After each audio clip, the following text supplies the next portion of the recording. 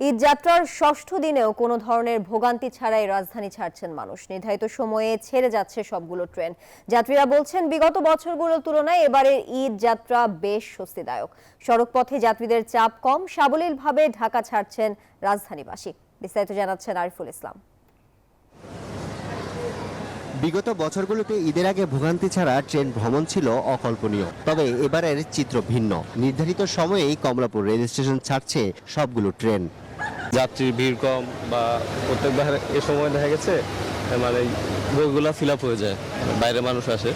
এবার দেখতেছি যে আসলে মানে যে নিয়ম কানুনগুলো আছে মনে হচ্ছে যে ভালোভাবে প্র্যাকটিস করার চেষ্টা করছে। ট্রেনের যাত্রা আলহামদুলিল্লাহ একদম 100% স্বস্তি মনে হচ্ছে। এই ঈদে জামা জুতো অ্যাক্সেসরিজের ডিসকাউন্ট, কারণ যেভাবে টিকিট কাটছে একদম সুন্দর সিটে বসতেছি, দাঁড়ায় লোক খুবই কম। এখন পর্যন্ত মোটামুটি ভালোই লাগছে।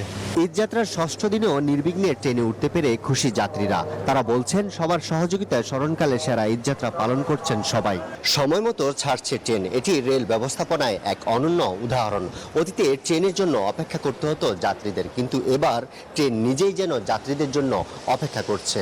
ভবিষ্যতে এ ধরনের ধারা অব্যাহত রাখার আহ্বান যাত্রীদের। এদিকে মহাখালী ও গাবতলী সহ সবগুলো বাস টার্মিনালে যাত্রী চাপ কম থাকলেও ভাড়া বেশি নেওয়ার অভিযোগ পাওয়া যাচ্ছে। ভাড়ালে মধুর 300 টাকা, 300 মধ্যে 500 টাকা। এরা কইছে 5 জন মানুষ 500 টাকা কমে দেবো। ঈদের সময় প্রতি সময় বাড়তে পারে না, ঈদের ছাড়া তো মনে করেন যে যেন আসলে 750 না মনে করেন যে 700 টাকা ভাড়া। সকাল থেকেই সায়দাবাদ, গাবতলী, মহাখালী সহ বিভিন্ন টার্মিনাল থেকে বাড়ির উদ্দেশ্যে যাত্রা করেন ঘরমুখ মানুষ। আরিফুল ইসলাম, নিউজ 24, ঢাকা।